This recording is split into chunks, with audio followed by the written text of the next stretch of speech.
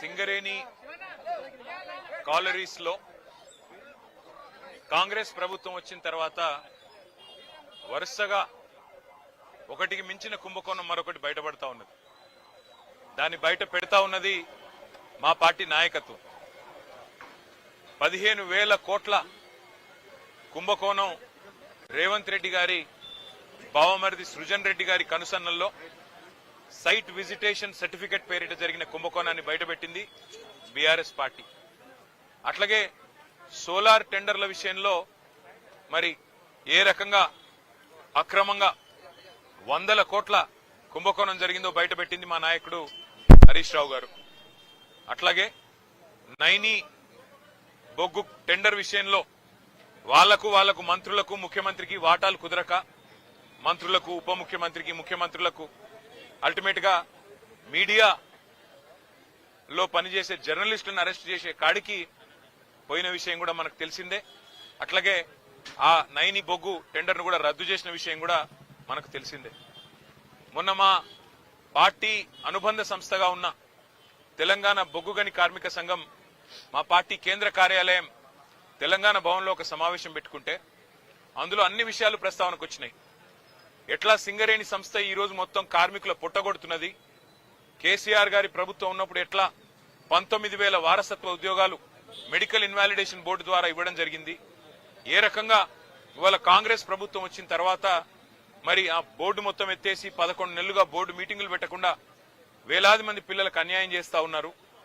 అన్యాయం చేయడమే కాకుండా గతంలో కేసీఆర్ ప్రభుత్వం ఇచ్చిన ఉద్యోగాలు మెడికల్ ఇన్వాలిడేషన్ కింద 19,000 ఉద్యోగాలు ఏదైతే ఇచ్చారో వాటి మీద కూడా విజిలెన్స్ ఎంక్వైరీ చేపిస్తామని చెప్పి అసెంబ్లీలో ఉప ముఖ్యమంత్రి బట్టి విక్రమార్క గారు ఏ మాట అయితే చెప్పారో ఇవన్నీ కూడా ఇవాళ సింగరేణిలో కార్మికుల్లో అక్కడుండే ప్రజల్లో కలవరాన్ని రేకెత్తిస్తా ఉన్నాయి.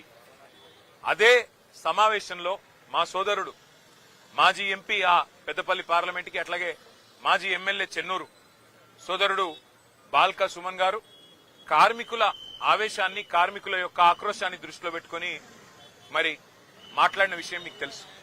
ఇవాళ ఈ ప్రభుత్వాన్ని ఎజెండా ఒకటే, అసలు విషయం మరుగున పడడానికి, అసలు విషయాన్ని బయటికి రాకుండా చేయడానికి, సింగరేణిలో జరుగుతున్న కుంభకోణాలను బయటికి రాకుండా ప్రజల దృష్టికి రాకుండా చేసేందుకు విషయాన్నంతా గోల్ తిప్పి సుమన్ ఏదో అన్నాడు అని చెప్పి ఇలా లోపల పెట్టే ప్రయత్నం చేసినారు.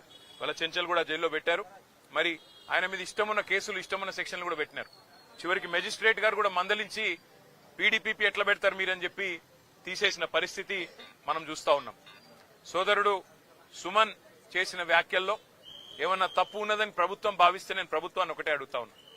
మరి కాంగ్రెస్ పార్టీ యొక్క పెద్దలు ఇవాళ ముఖ్యమంత్రిగా ఉన్న రేవంత్ రెడ్డి ఆ రోజు మల్కాజ్గిరి పార్లమెంట్ సభ్యుడిగా పీసీసీ అధ్యక్షుడిగా ప్రగతి భవన్ అంటే ముఖ్యమంత్రి గారి అధికారిక నివాసం ప్రగతి భవన్ ని బాంబులతో పెట్టి పేల్చినా తప్పులేదు అన్నాడు.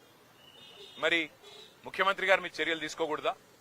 ఒక గౌరవ పార్లమెంట్ సభ్యుడిగా ఉంటూ పీసీసీ అధ్యక్షుడిగా ఉంటూ బాంబులు పెట్టి ముఖ్యమంత్రి అధికారిక నివాసాన్ని పేల్చేయాలే అని మాట్లాడిన రేవంత్ రెడ్డి శిక్షకు అర్హుడు కాదా? చెంచల్గూడకు మళ్లీ తిరిగి రావడానికి అర్హుడు కాదా?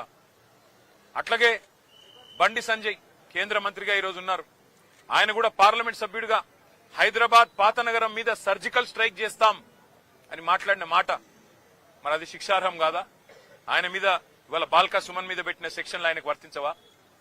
అట్లాగే మిగతా కాంగ్రెస్ నాయకులు ఒక మాజీ ఎమ్మెల్యే మైనంపల్లి హనుమంతరావు సిద్దిపేటలో మా హరీష్ రావు గారి క్యాంప్ కార్యాలయం మీద దాడి చేయించడమే కాకుండా పెట్రోల్ పోసి తగలబెడతా హరీష్ రావుని అనే మాట అది శిక్షార్హం కాదా? దానికి సెక్షన్లు వర్తించవా?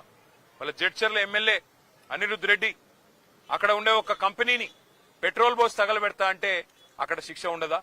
అంటే కాంగ్రెస్ లో ఒక నీతి, మా సోదరుడు బాల్కా సుమన్ గారికి ఇంకో నీతా? ఎందుకు మీకు ఇంత కోపం బాల్కా సుమన్ మీద? ఉద్యమంలో ఆ రోజు 220 కేసులు పెట్టారు సుమన్ మీద.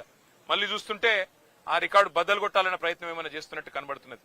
కానీ ఏదేమైనప్పటికీ ఒకటి మాత్రం పక్కా, సింగరేణిలో జరుగుతున్న బొగ్గు దోపిడీ, సింగరేణిలో ఏదైతే మొన్న మా నాయకులు బయట పెట్టినారో 40 లక్షల మెట్రిక్ టన్నుల బొగ్గు తీయనిది తీసినట్టు చూపెట్టి ఇవాళ 1600 కోట్ల గోల్మాల్ కార్యక్రమం ఏదైతే చేస్తున్నారో, సింగరేణి కార్మికుల పొట్టగొట్టే విధంగా బోర్డు పెట్టకుండా ఏదైతే సతాయిస్తున్నారో, విజిలెన్స్ ఎంక్వైరీ పేట వేధిస్తున్నారో, మీ కుంభకోణాల నుంచి దృష్టి మరల్చడానికి ప్రయత్నం చేస్తున్నారో దీన్ని వదిలిపెట్టం. మా సోదరుడు ధైర్యంగా ఉన్నాడు.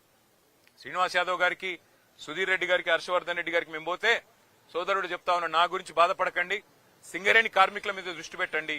మా వాళ్ళు ఆక్రోశంతో ఉన్నారు మంచిర్యాల జిల్లాలో, మా ఆదిలాబాద్ జిల్లాలో, రామగుండంలో, మీరు దాని మీద దృష్టి పెట్టండి అన్న, వాళ్ళ కోసం కొట్లాడండి, నాకు జైలు కొత్త కాదు అని చెప్పి తమ్ముడు చెప్తా ఉన్నాడు.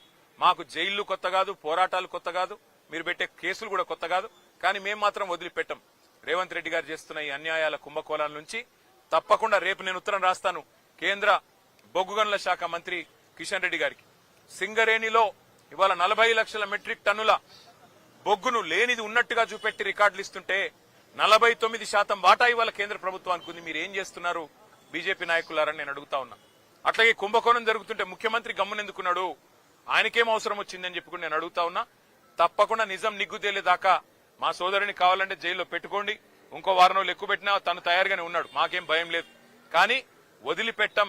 ఈ అక్రమాలు అన్యాయాలు సింగరేణి కార్మికుల తరఫున తప్పకుండా ఈ ప్రభుత్వాన్ని నిలదీస్తూనే ఉంటామని చెప్పి మీకు తెలియజేస్తూ అందరికీ ధన్యవాదాలు.